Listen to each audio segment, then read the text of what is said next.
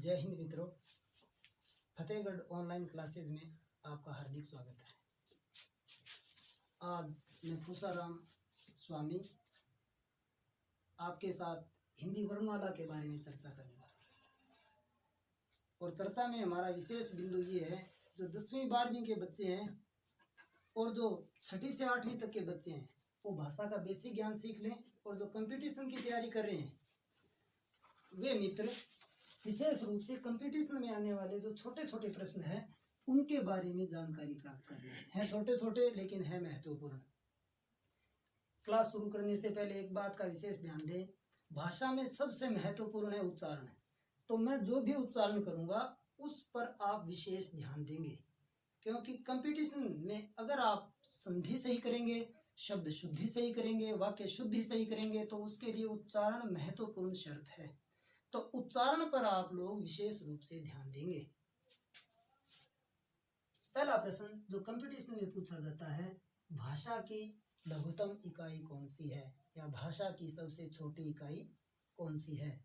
अगर उत्तर आए ध्वनि तो हमारा उत्तर होगा ध्वनि। यदि ध्वनि नहीं है तो हमारा उत्तर होगा अक्षर। यदि अक्षर भी उत्तर में नहीं है तो हमारा उत्तर होगा वर्ण।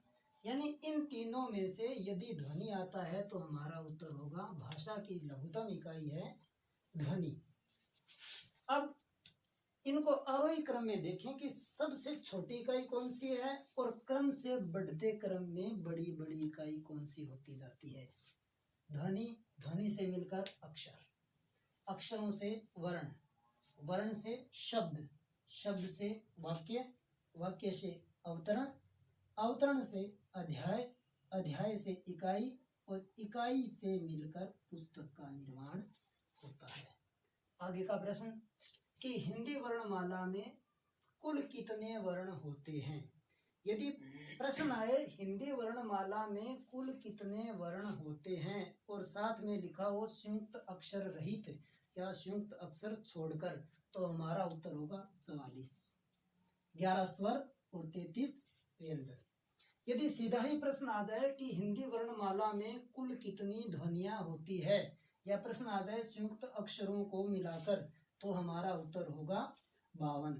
11 स्वर, 33 व्यंजन, 4 संयुक्त अक्षर, 2 अनुस्वार और विसर्ग और 2 ड और ढ। अब स्वर कितने हैं और किस प्रकार के हैं। स्वर 11 है, 4 लघु होते हैं और 7 गुरु। लघु, एक बात और ध्यान दें, लघु का विलोम शब्द गुरु ही होगा और ह्रस्व का दीर्घ।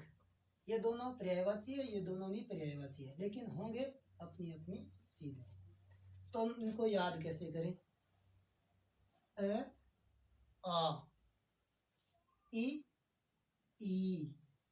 उ,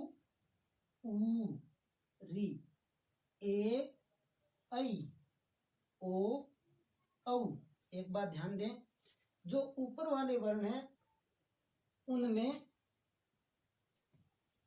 कम समय लगता है, और जो नीचे वाले वर्ण हैं इनके अंदर दुगना समय लगता है। देखिए अ, आ, ई, उ, री, ए, ऐ, ओ, औ। अब व्यंजन, व्यंजन 33 है। इनके 5 वर्ण हैं, क, च, ट, त, त। उच्चारण, उच्चारण पे हमें विशेष ध्यान देना है। इन 5 वर्गों के 5-5 वर्ण हैं, इसके बारे में आप सभी जानते हो। तो हमें ये ध्यान रखना है कि जो पहला, तीसरा, 5वां ये हल्के हैं, दूसरा और चौथा भारी है। तो जो भारी है उनके मैं गोला लगा देता हूँ। उच्चारण पर विशेष ध्यान देंगे। पहले कुछ बच्चे ये बोलते हैं क ख ग गणे, च छ ज जणे, ट ठ ड ढणे। कुछ बच्चे बोलते हैं क ख ग ग ढ, च छ ज जणे, ट ठ ड ढणे। नहीं, ये गलत है। ये उच्चारण है अंग, ये विशेष रूप से ध्यान देंगे। ये इसका उच्चारण लिखा हुआ है, ये इसका उच्चारण लिखा हुआ है। ये बात विशेष रूप से आप ध्यान रखेंगे। ये है अंग और ये है ये इनका उच्चारण है दोनों का। तो हम इनको उच्चरित करेंगे, क, ख, ग, घ, अंग, च, छ, ज झ, ञ, ट ठ, ड ढ, है त थ, द ध, न, प फ, ब भ, म, य र ल व। ध्यान दें, श श स है। एक बार और, श श स है। कश त्र गे, श्र दे। कुछ बच्चे इसको श बोलते हैं, हमें श नहीं बोलना है। कश त्र गे, ये श्र और ये दे, इसको ध नहीं बोलना है, ये ध नहीं है। यह विसर्ग, विसर्ग का उच्चारण है आधा है, जैसे अतः प्रातः। ये अनुस्वार, अनुस्वार का उच्चारण है आधा में, जैसे संयम एवं। ये देखें, ये दो वर्ण जो फारसी के प्रभाव से आए हैं। इस ड और ढ के नीचे बिंदु लगाकर बनते हैं, तो ड के नीचे बिंदु ड़, ढ के नीचे बिंदु ढ। ये बात विशेष रूप से ध्यान रखें। अगर इसके पेट पर बिंदु है तो अंग, नीचे बिंदु है तो ड, यानी ड नीचे बिंदु वाला और पेट पर बिंदु वाला अंग। दो संकेत और लिखे जाते हैं, एक ये निशान जैसे श्रीमान, एक ये निशान अनुनासिक जैसे चांद, ये लिपि चिन्ह में आते हैं। इन दोनों की गणना लिपि चिन्हों में होती है, ध्वनि में नहीं। ये बात विशेष रूप से ध्यान रखें। तो ध्वनियां हमारी 52 कैसे हुई? 11 स्वर, 25 ये हो गए, 8 ये हो गए, 4 ये दोनों हो गए, 2 ये हो गए और 2 ये हो गए। अब इन 4 में ये मैंने ब्रैकेट में लिखा है। इसका कारण ये है कि हिंदी के जो प्रसिद्ध विद्वान है कामता प्रसाद गुरु व्याकरणाचार्य, उन्होंने इसको संयुक्त व्यंजन माना है, इसको नहीं माना है। लेकिन कुछ लोग इसको भी मानते हैं, तो हमें ये ध्यान रखना है कि यदि ये आए तो हम इसको सही करेंगे, लेकिन यदि ये नहीं आए तो ये हम मानेंगे, दोनों एक साथ नहीं आएंगे। अब विसर्ग और अनुस्वार के बारे में। विसर्ग व अनुस्वार को अयोगवाह कहते हैं। अ प्लस योग प्लस वाह, देखें, अ प्लस योग प्लस वाह। अ का मतलब होता है नहीं, योग का अर्थ होता है जोड़ और वाह का अर्थ होता है वहन करना। अब इनको अयोगवाह क्यों कहते हैं?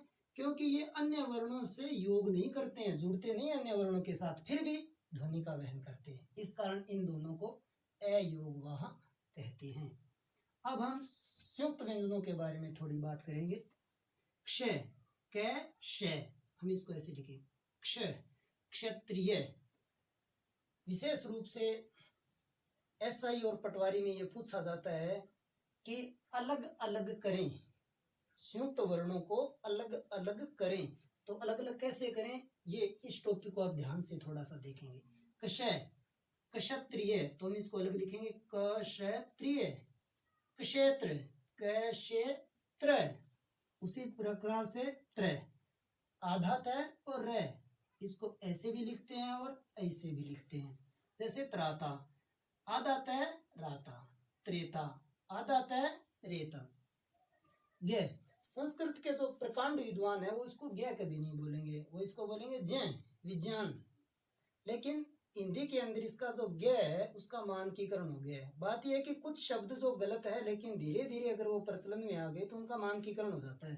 तो उसी प्रकार ये जो मूल रूप से ज्ञ है, ज्ञ, जय और य, लेकिन हिंदी में इसको हम उच्चरित करते हैं ज्ञ। तो ये किन किन दो वर्णों से मिला है, जय और य, ज्ञानी या ज्ञानी। इसको हम ऐसे भी लिख सकते हैं, जय यानी, ऐसे भी लिखा होगा संस्कृत की किताबों में, आप देख सकते हैं। गे, जय ये जे, सही शब्द है जे, लेकिन गे, हमें ये ध्यान रखना है कि जय और ये मिला हुआ है विशेष रूप से। अब ये क्या है? कुछ बच्चे सोचते हैं पता नहीं ये क्या है, ये क्या है, पहले ये था, ऐसे लिखा जाता था। लेकिन धीरे धीरे किसी भले मानस ने क्या कर दिया, ऐसे कर दिया, ये लगाना शुरू कर दिया। फिर आगे और किसी भले मानुस ने थोड़ा सा प्रयोग कर दिया, ये कर दिया। फिर हमने क्या किया, इसको ऐसे लिखना शुरू कर दिया। यानी ये चीज क्या है, ये श है, ये श, ये श है, ये चीज हटी हुई है इसमें से। तो श र, इसमें र में मात्रा होगी श्री, ये वह है इसके अंदर, श व, श्वेत श्वेत ऐसे भी लिखा जाता है। ये री है, ये संयुक्त व्यंजन नहीं है, श और री, जैसे श्रृंगार, ये भी सही है, ये भी सही है। अब है द्य, ये ध नहीं है, द्य, आधा द और ये उद्योग विद्या, उद्योग विद्या। धन्यवाद मित्रों। इसी वर्णमाला के बारे में, स्वरों के बारे में, व्यंजनों के बारे में विस्तृत चर्चा करेंगे हम आगे की क्लास में।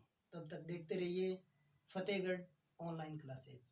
ज़्यादा से ज़्यादा सब्सक्राइब करें और लाइक करें। थैंक यू, धन्यवाद।